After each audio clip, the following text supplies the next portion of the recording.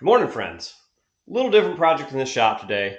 Obviously, I'm into all things motorcycle, and I do have a few dirt bikes. This one I acquired this year. I've ridden it a little bit, and I know it's time for an oil change. It is a 2022 TTR230. It's basically brand new. I bought it from a guy that lived in the city and didn't really like it. Obviously, it's not a city riding bike. Not sure what his intent was with it, but he said he didn't like the bike, and I was looking for something I could trail ride with, kind of a bigger bike that I could, just take out and mess around with that wasn't too powerful, but powerful enough to get around the trails here in Michigan. So I purchased this, springtime, early spring, rode it around a little bit, and now it's time for an oil change. So we're going to run through that process. Pretty easy, honestly. This bike is really basic. These bikes they've made in this configuration for a number of years. I don't know exactly the time frame. Obviously, I'm more of a vintage Harley guy, but I know that they've made this style of bike for, I think 20 years with small changes throughout. But the 230 engine, as far as I know, is about as basic as it gets, and as it stays the same throughout the years. So this is a carbureted engine. It is not fuel injected. It has an electric start only. It's not kick start. Kind of a different feature for me. I was looking for a kick start and electric start, or kick only, but this was the right deal and it made the most sense. What we're going to start with is draining the oil. I've got my oil pan in place here. That takes a 19 millimeter socket, and the oil drain plug is right here. So I'm going to go ahead and start that. As you can see, the oil plug here is right on the side of the engine, right behind the shift selector. So I'm going to go ahead and take this out. The bike is on a lift and does not have a center stand on it, so it is not braced perfectly well.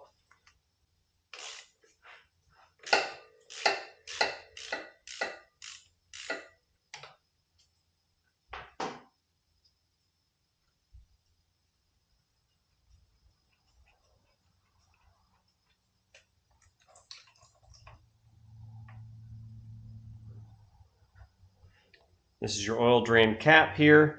There's a little rubber O-ring on it, which I will clean in a minute. Looks to be in pretty good shape from what I'm seeing. There's also this little diaphragm in here with a spring and another filter. Inspect that a little bit. Looks like it's got a little Teflon tape in there or something. And that filter looks pretty clean, so I'm happy about that. Looks like there may be some metal in there, which we'll clean that up in a minute. We'll let that drain, and we'll go ahead and go to the other side, and we'll take out the oil filter. Now on the right-hand side of the bike, this is the oil filter housing here, and there are 3 different screw configurations, 2 8mm bolts, 2 actually, and 1 hex screw. That's a 5mm. So I'm going to start with that 5mm first. This bike is a pretty low hour bike. It had not been ridden a whole lot when I picked it up, so I'm not sure if this has ever had an oil change or not. It does not have an hour meter, so I'm not exactly sure how many hours it has on it. But based on the look of this bike, it's really clean. The dirt and debris on it are from me riding it. When I got it, it was in really awesome shape. So these parts are coming apart a little hard. So I'm assuming this bike has never had an oil change. The guy I picked it up from was a younger guy. Didn't seem to know a whole lot about it. Just said he wasn't happy with the bike and didn't really like it.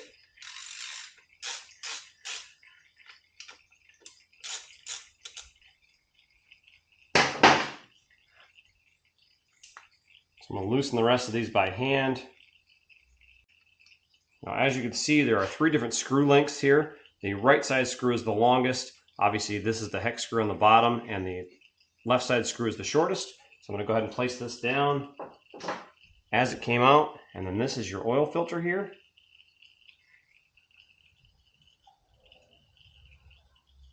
There's actually an O-ring that you'll have to replace too. I did forget about that. That does sit on the back of that housing there.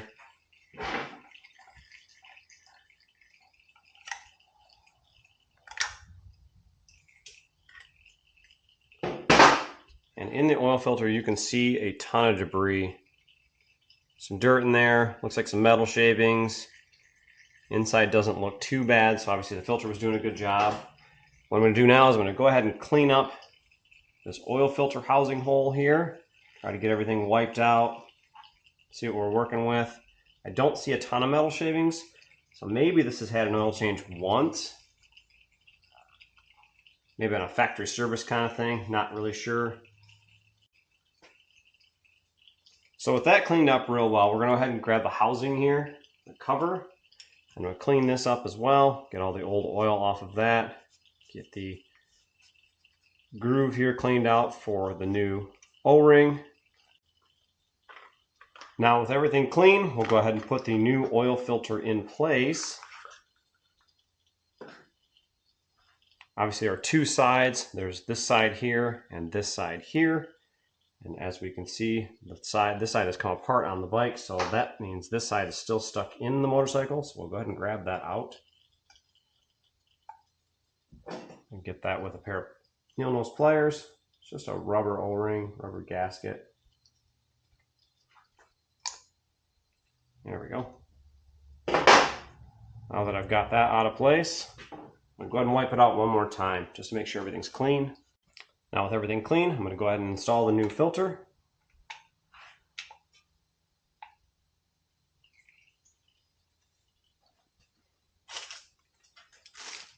I'll grab my new O-ring.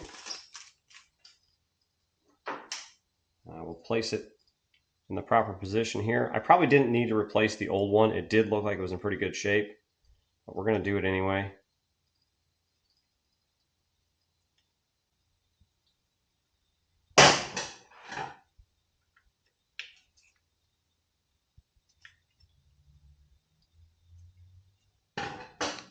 And that secures everything for the oil filter. Now we're just going to wait for the rest of this to drip drain. Once that gets done draining, we'll go ahead and we'll close up the other side of the engine case, the drain plug, and then we'll start adding fluids.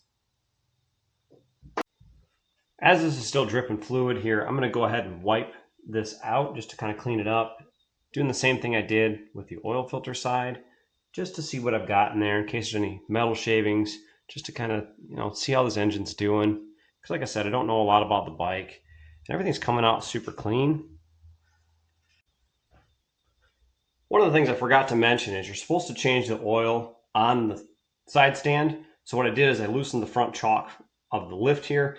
I've tipped the bike so it mimicked being on the side stand, and I drained out the rest of the engine oil. Now what I need to do is go ahead and clean this little spring apparatus and this filter here.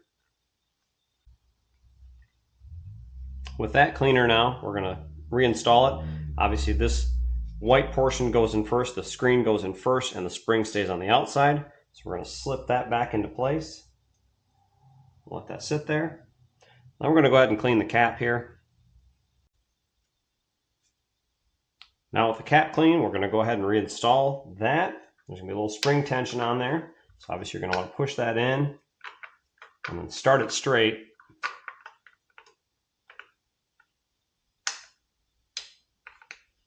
Have to be careful not to cross thread it. Now we'll just tighten this up.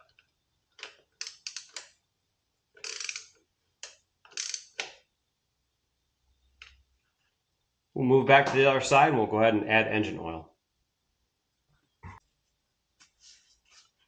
Now we'll go ahead and remove the engine fill cap. I'm going to go ahead and clean that up as well. There's a little debris on there.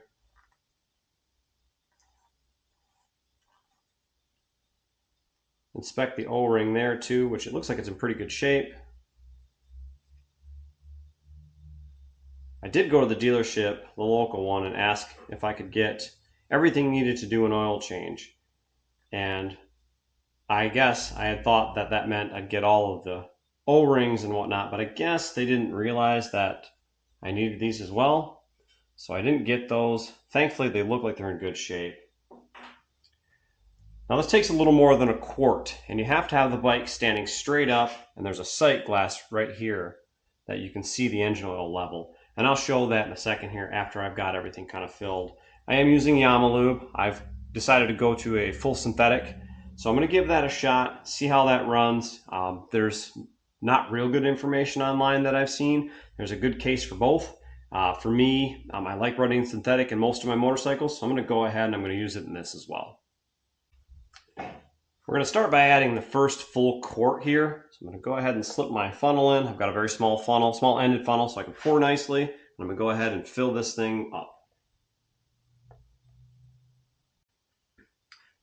Now that I have the first full quart in, I need to go ahead and start the motorcycle. So I'm going to go and put the oil fill plug back in the hole.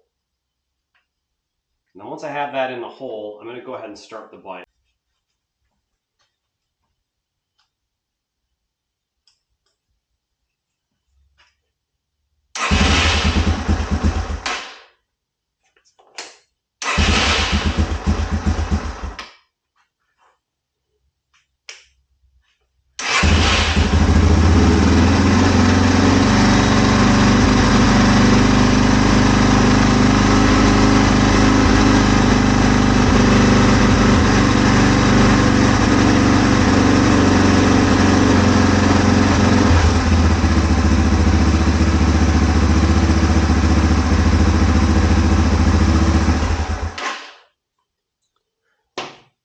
Now, as you can see, there's two lines here, one here, and it shows an oil level.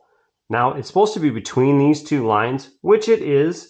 I'm going to fill it just a little bit further just to get a little more oil in there to get closer to that line, because I know as I run it more, it's going to need a little bit more. I know that when you drain the oil, not all of it comes out, and I probably have some of that in there still. Hopefully you can see the engine oil in here. It's a nice light yellow. It's almost to the midway mark, but I just like a little bit more in there. I know it only takes 1,000 cms or whatnot, I think. So it's just over a quart, not much over a quart, and I probably honestly don't need to put any extra in, but I want it a little fuller than that, so I'm going to add just a little bit more. And as you can see, it brought that level up right to the line. That's where I want it. So I'm going to go ahead and put the fill cap back in place.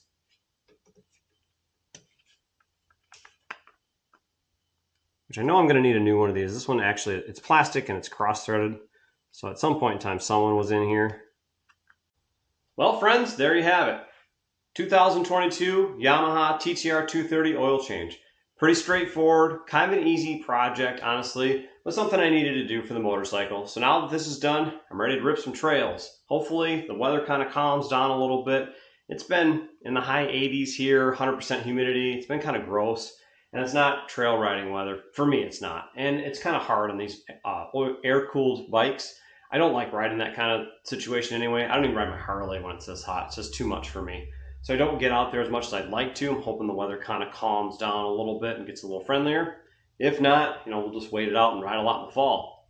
Anyway, got myself some work shirts. I don't know if you guys saw that in the video when I first started up, but I had these made for work here, and I'm thinking about releasing them to the public. Let me know what your thoughts are. See if that's something that anybody would be interested in. If not, I got no problem wearing them. I think they're kind of nice. It gives me a uniform look, and I kind of like that. As always, friends, I appreciate you guys stopping by, checking out the video. If you liked it, give it a like. If you haven't subscribed to the channel yet, hit that subscribe button. My subscriptions have continued to increase, and I appreciate all of you guys for stopping by, liking my videos, commenting. Holy cow, I love the comments. I love talking to you guys. I really appreciate that back and forth communication. It's been very, very awesome. So I want to thank you for that. Anyway, take care, guys. We'll see you next time.